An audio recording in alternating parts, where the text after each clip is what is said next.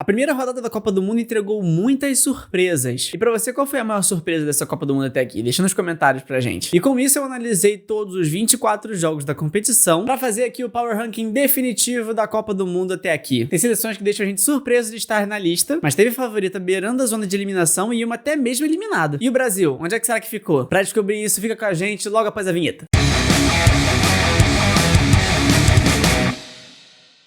Fala galera, beleza? Pra quem não me conhece, eu sou o Guilherme e este é o É do Jogo. E após analisar todos os jogos da Copa do Mundo até aqui, eu resolvi fazer um novo Power Ranking. Eu não havia anteriormente feito um Power Ranking sobre a Copa do Mundo, mas a gente fez uma live dividindo as seleções em prateleiras, que tá aqui nesse card que você pode ver. Acabando o vídeo, pode ir lá dar uma olhada. E lá teria muito próximo, né, do que estaria um Power Ranking antes da Copa do Mundo começar, né? Com França, Espanha entre as primeiras, Brasil, Argentina, Portugal e Inglaterra em uma posição de destaque. Mas após a primeira rodada, muitas coisas mudaram e temos aqui a nossa lista. Eu coloquei 10 equipes aqui no Power Ranking, mas eu vou focar mais nas equipes de 1 ao 5 quando eu falar e deixar o 6 a 10 mais para algumas explicações rápidas. E tá aí na tela agora os 6 a 10. E pois é, o Brasil está na 10ª colocação, gente. A forma como jogou diante do Marrocos não me permite colocar a seleção brasileira numa posição além de 10º colocado, ainda mais com o que jogaram as outras seleções. O próprio Marrocos está acima do Brasil em 7º na lista. Bom, eu tava aqui editando o vídeo e esqueci de mencionar, se você quiser uma análise mais completa com vencedores e perdedores sobre o jogo entre Brasil e Marrocos, clica no card que tá aparecendo aí em cima pra você agora. Voltando agora pro vídeo. E como eu falei, tem favorita fora, Portugal nem mesmo conseguiu entrar na lista. O jogo tão abaixo que fez diante da equipe do Congo, que é uma equipe muito mais fraca, cara, não tem como eu justificar Portugal aqui nessa lista. Ah, mas a Espanha tá mesmo tendo empatado com Cabo Verde. Mas a Espanha criou muito mais oportunidades diante de Cabo Verde, enquanto Portugal não fez praticamente nada além do seu gol com o João Neves no início do jogo. E a atuação nula do Cristiano Ronaldo e de grande parte dos jogadores da equipe portuguesa não me permite colocá-la entre os 10 hoje da Copa do Mundo. Japão e Holanda fizeram um jogo um contra o outro que foi fenomenal, as duas equipes fizeram uma partida muito boa, e a Espanha, apesar de ter feito um jogo também abaixo diante do Cabo Verde, ainda assim tem uma equipe muito qualificada, e foi um jogo daqueles onde a bola simplesmente não entra. A Espanha chutou 27 vezes a gol e contou com um dia de altíssima felicidade por parte do goleiro Vozinha, e sem contar que alguns dos principais jogadores, como Lamine Yamal e como Nico Williams, vieram do banco de reservas e entraram só mais pro final do jogo. Então não tem muito como tirar a Espanha da posição ali 6 onde tá agora. O critério de desempate entre o Japão e a Holanda pra mim foi só o fato de que eu confio mais nesse time do Japão do que da Holanda. Esse time da Holanda não me passa tanta confiança assim, sendo bem sincero. Mas eu não posso começar o top 5 sem antes pedir pra que você se inscreva aqui no canal do jogo pra você continuar tendo os Power Rankings que vem depois. E já deixa o like aqui no vídeo porque isso ajuda o vídeo a chegar a mais pessoas, ou seja, você ajuda o canal do jogo a crescer durante a Copa e tem muito conteúdo vindo pela frente. Mas, como eu disse, focando mais nas equipes que estão entre o 5º e o 1º colocado, em 5º lugar nós temos a Alemanha. Existem muitas formas de você ganhar uma equipe mais fraca, mas você aplicar um resultado elástico contra um time que é muito inferior a você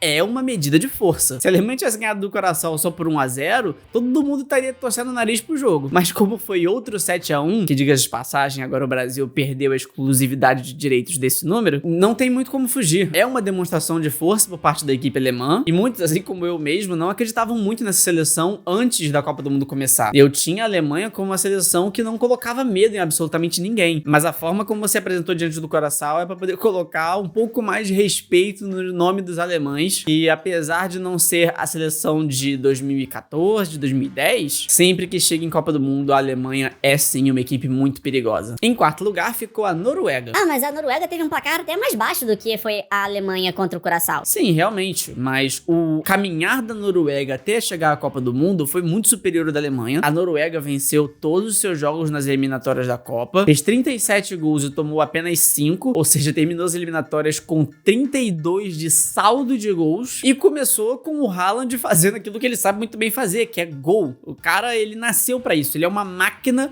única e exclusivamente preparada pra vir à humanidade e marcar gol, colocar a bola dentro da caixinha. E apesar do primeiro tempo também ter tido um pouco mais de inconsistência, eu acho que os primeiros tempos em geral mostraram um pouco mais isso, porque tem aquela questão de nervosismo, de uma estreia em Copa e tudo, mas apesar disso, depois, no segundo tempo, a equipe cresceu muito, conseguiu produzir até chegar ao 4 a 1, que foi o resultado final. E o grupo com França, Noruega e Senegal já se mostra um grupo de incrível nível de dificuldade. Então a Noruega vai ter mais testes até chegar chegar na fase de mata-mata, e é algo muito interessante pra gente ficar de olho quando chegar à fase final. Já em terceiro lugar ficou a Inglaterra, e a forma como a equipe do Thomas Tuchel atuou diante da Croácia me impressionou muito. O primeiro tempo foi um primeiro tempo muito igual, né? A equipe da Inglaterra, ela abriu o placar logo cedo com o Kane, marcando de pênalti, mas depois ela baixou muito o ritmo, mas o Harry Kane é um jogador fantástico, que o que ele jogou de futebol nessa partida foi um absurdo. Ele chegou a fazer o segundo gol, a Croácia conseguiu empatar o jogo de novo numa belíssima jogada no final do primeiro tempo. O primeiro tempo foi um primeiro tempo muito agitado por parte das duas equipes. Depois que a Inglaterra baixou um pouco o ritmo após o seu primeiro gol, a Croácia conseguiu elevar o seu nível de atuação e obrigar a Inglaterra a também puxar pra cima. Agora, no segundo tempo,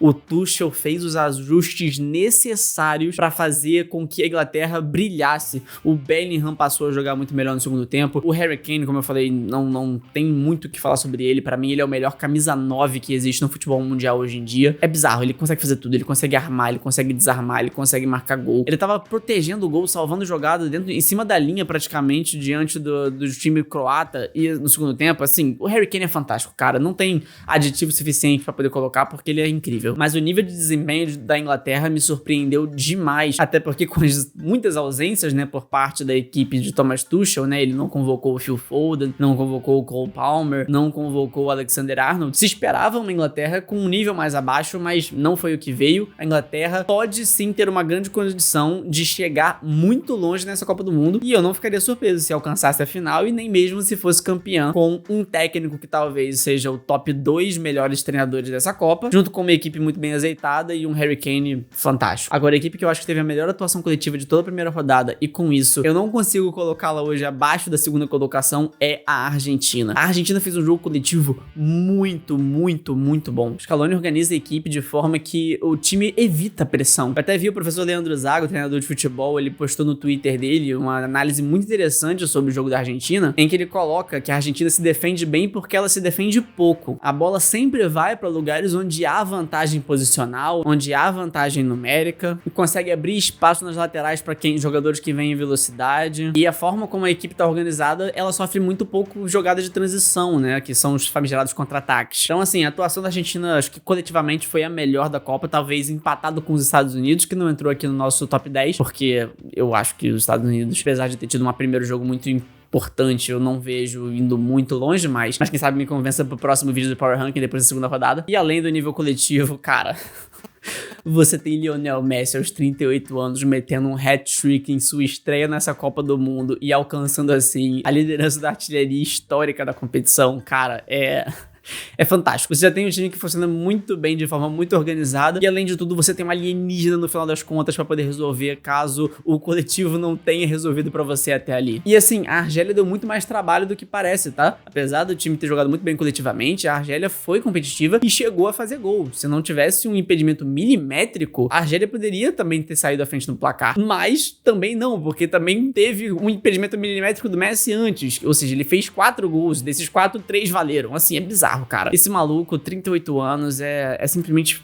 incrível. A gente tem que aproveitar todos os momentos que a gente tem a oportunidade de ver Lionel Messi jogar, porque quando esse cara parar, a gente vai sentir muita falta. Agora, eu hoje não consigo colocar outra seleção à frente da França. Ao ver que a Argentina estava em segundo lugar, você já sabia que a França seria o primeiro, porque essa equipe tem muito jogador bom e é uma equipe que funciona bem. O primeiro tempo foi muito fraco, parecia inclusive que o Senegal iria ganhar o jogo a qualquer momento, mas parece que liga uma chave.